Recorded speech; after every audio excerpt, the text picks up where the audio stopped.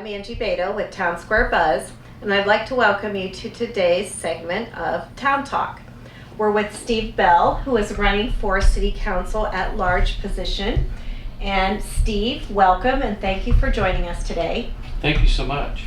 We're glad to take a little bit of time and see what's on your mind as we talk about our city's issues. Tell us a little bit about who Steve Bell is. For those there are many people we know, some of us know that you were on City Council before.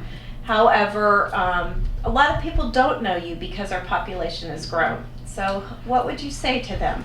Well, it's really hard to talk about yourself, but we have a saying back home, it's a sorry dog that won't wag his own tail. So I guess I will have to tell you a few things. I'll be 68 years old in August. 68 years young? 68 years young. I feel young. I don't feel any older than 21, quite honestly. Playing baseball tomorrow night with a bunch of 30-year-olds. But, I've been married for 46 years to the same girl. We have 3 children. Both live in McKinney. I had a son who was killed in 1988 in an automobile accident. Oh. And one of those trying events in your life. It's one of the things you never get over it, but you do learn how to cope with it. Moved to the Collin County area in 1974 from Houston, where we grew up, where my wife and I met. I see. 25 years in Plano, active in sports and the PSA and that type of thing. All my children went to high school there. And then moved to McKinney around 1995 and have been here ever since. Fell absolutely in love with the little country atmosphere and the amenities of the city, and eventually moved our businesses here a couple of years later from Plano. And we've been here ever since and just absolutely love it. And so what have you done in your background, both business and political, that makes you the best candidate for City Council at large? Well, one is my business experience. I've been in telecommunications since 1970. I've been management and vice presidents and presidents of public and private companies. And so I'm a self-starter. I have drive. I don't need to be told what to do. I see a job that needs to be done and I ask why someone's not doing it. If I can't, get somebody to do it, then I'll do it myself. And what got me involved in the city was in 1998, due to the thoroughfare plan. They wanted to put a loop around McKinney, and part of that thoroughfare plan was to come right through the middle of Stonebridge and on Ridge Road. And so we just didn't feel like that was the right thing to do. So I organized probably the largest public meeting that has ever been held in McKinney over at Glen Oaks Elementary School. We had in excess of 900 people come. And to talk about the thoroughfare plan and how we should address it and what could we do. And from that meeting, we were able to have meetings with the city manager and the mayor and city staff and planning to discuss that. And so what ended up happening is they appointed me to the thoroughfare plan committee and spent a year rewriting that and went to an obvious route that I think, which is Custer Road. That should be the outer boundary. That's going to be a 6-lane road or more anyway. And it just made more sense that you would divert that traffic from a planned development to the outskirts of the city limits. And then we worked extremely hard, and then got the pleasure of doing that and completing it and presenting it to council. In the meantime, the elections started coming up, and people were just encouraging me to run to represent District 4, in which I did, and then I won, and then actually had the pleasure of adopting the resolution when I was on council. So, and that thoroughfare plan is still in effect today. And so that was the start. And here you are. And here I am. A few years later. Yeah. Since that time, I tell you, my tenure on council was was really good. It was a good and bad experience because so many times I felt like I was by myself, you know, in standing up for certain things. Like for instance, you know, we had swimming pools everywhere but on the east side. You know, and then by east side I'm talking east of Highway 5.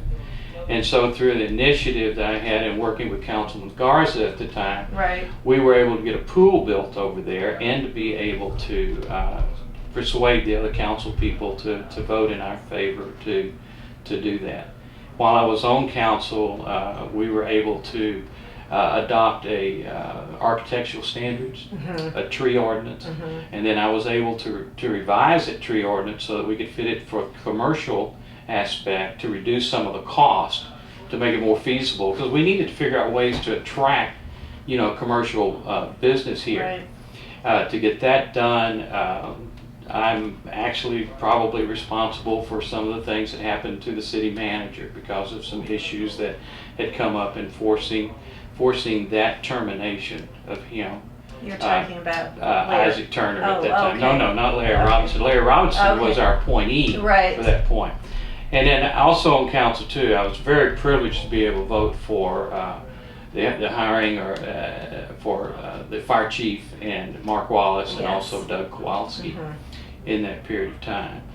But and work on the lake initiatives with Bill Whitfield. Many other projects throughout that we think changed the face of our city at that time. In implementing a moratorium on apartments.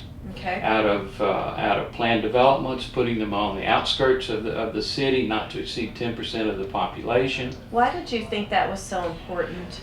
I thought it was so important because of two things. One, I don't think that you should have an overpopulation of apartments in planned developments anywhere in the city. I think that the apartments need to be closer to the amenities that are offered, you know, for easy shopping and so forth, and the ability to come in and out. Because, you know, when you have an apartment complex that's got 300, 400, 500 apartments, it generates an awful lot of traffic. And so what's the best way to divert that is to put it where the restaurants are, where the grocery stores and that type of thing, and bring it around the higher traffic areas around the perimeter of the city. The other thing that we did was to led and spearheaded the defeat of Southwest Housing when they wanted to put the affordable housing back over here behind Home Depot. And as you know, McKinney has more of that than any other city in Collin County. And it turns out that I took the right stand on that, though it was a battle. But Protastnik now is in jail. He was the one that led Southwest Housing. He was the one we were dealing with Interesting how things turn out. It is funny how it turns out. One of the other things that I really enjoyed doing was assisting John Wales, who now owns Wales Manor, in lobbying for him in Austin with some of our state senators and so forth to be able to have wine sales on the square and to be able to have a wine store for our winemakers. You know, and that was a fun thing. And you go up to the square today, you can see how many people enjoy that. Big change for our city. It's a big change when you see Landon and Rick's and the Texas wine and the people sitting on the patio, you know, enjoying themselves on a Saturday or Sunday afternoon. It's just a great asset for the It's county. what makes us unique by nature, I think. I guess my biggest disappointment that I had when I was on council was when we had Pizza Hut Park with Lamar Hunt. And Pizza Hut Park was going to go in at 121 and Alma. And we voted 7-0 as a council to do that. And then for some reason we decided that maybe we needed a performing arts center instead of Pizza Hut Park, and another vote was taken and I lost that 4-3. And again, I hate to say I was right, but go to Pizza Hut Park today, look at the concerts, look at the sellouts that they have, look at Dallas FC that's there playing. We could have had all that right here in McKinney. And you know, we were a finalist for Dr. Pepper Park, you know, with Southwest Sports Group. But you know, sometimes when you come in and you bring vision and plans, you run into some opposition for whatever it may be. And what I'm hoping is that we can get away from personal agendas, on council. We can look at what vision is and establish a plan and provide all the amenities that our citizens expect us to have here. I mean, we're the fifth best place in the United States to live. Now we need to bring everything that we have up to that same standard. So you mentioned personal agendas. Mm-hmm. Do you feel that's an issue with our council? I'm not so sure with the one here. I think the current sitting council has done a very nice job. Matter of fact, I applaud them for the hiring of Jason Gray. Mm-hmm. Jason and I had an opportunity to work together very early when he first joined Frisco in some projects that we were working on. One was trying to work out a trade with school district boundaries and so forth over at Craig Ranch. But Jason worked under a great guy, George Purefoy. And for those who may not know, Mr. Gray is our new city manager. He's the new city manager, new on the job on Monday. Yes. And I think that is one of the best things that have happened to us, because we've got a guy now who has helped promote a city like Frisco, when it was nothing but the dirt roads there, as you very well know, into just a tremendous tax base, a great place to live, and he did that all under the tutelage of George Purefoy. So he has that experience. He has experience, and that's the reason people like Salina wanted him. Yeah. And I was thrilled to death when they finally brought him up, even though our consultant didn't recommend him, but thank goodness that Brian did, our mayor, and he went out and talked to him, and it was the right choice to make. Yes, we will see how that goes, won't we? As the future Yes, we will be able to tell us. Mm-hmm. So you've talked a little bit about your accomplishments as a councilman. Let's talk about you as a person for a moment, Mr. Bell. What do you think is your greatest personal strength that you would bring to the table? If you're elected, you will be one of 7, including the mayor, who will be sitting around that table. And what do you see as your greatest personal strength that you would bring to that team? I think the greatest one is I'm consistent. Okay. I fashioned myself as Paul is my role model in the New Testament, of being the same on Monday as he is on Tuesday, as Wednesday, Thursday, throughout the week. I think consistency is a big issue. I think being straightforward is an issue. Okay. I think doing the popular thing is not always the right thing. I'm held to a high accountability, and I'm responsible for the things that I do, for the things that I don't do, the things that I know that I should have done and I didn't do them. Mm-hmm. And there's this accountability aspect. I have a number of men in our community that hold me accountable every day that I meet with for accountability, to make sure that I'm doing the right things. J.C. Watts, one of my dear friends, who's the councilman from Oklahoma, said doing what is right is when no one else is looking. That's what character is all about. It's always about doing the right thing. And unfortunately, people misunderstand what the right thing is sometimes. But you've got to stay the course in doing what is right, because I believe that if you're doing the right things for our citizens, you're going to do the right things for the city. So in that sentence, doing what is right, would that be your campaign platform that you would want, or the message that you would want to share with your voters? Yeah, that I'm the voters' voice. Mm-hmm.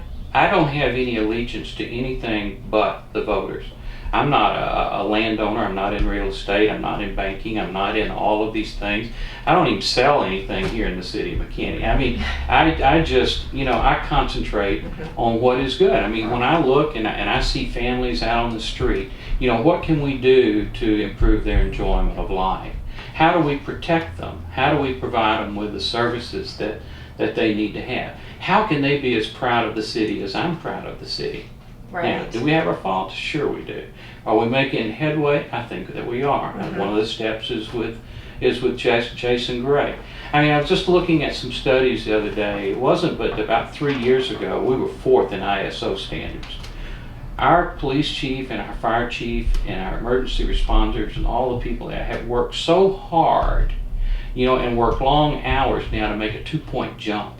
Now we're number 2. Yes. What that means Yes. is that every time we go up, our home insurance and that type of thing drops. So it makes it more affordable for our people to live. Absolutely. And we just need to be prudent and good stewards of our dollars that we have.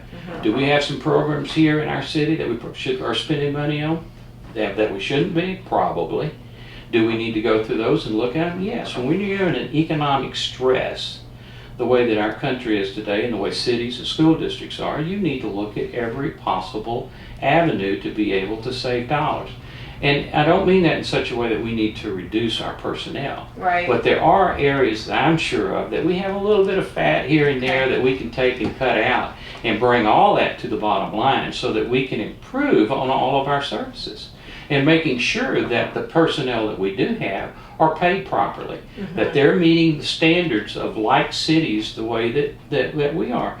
We shouldn't be the training ground for our police and our fire department to allow them to go to another city and make higher pay.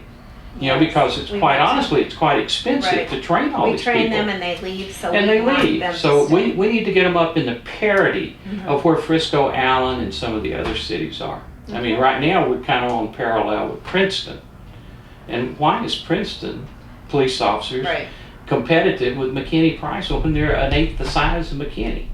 But why are we below Frisco and Allen and Fairview and we should be competitive. the other city? And we should. And I think with the tools that our guys have had, they've done an excellent job. But you know, the new ranking, you know, we're 51st in the safest city in the United States in relationship to overall crime.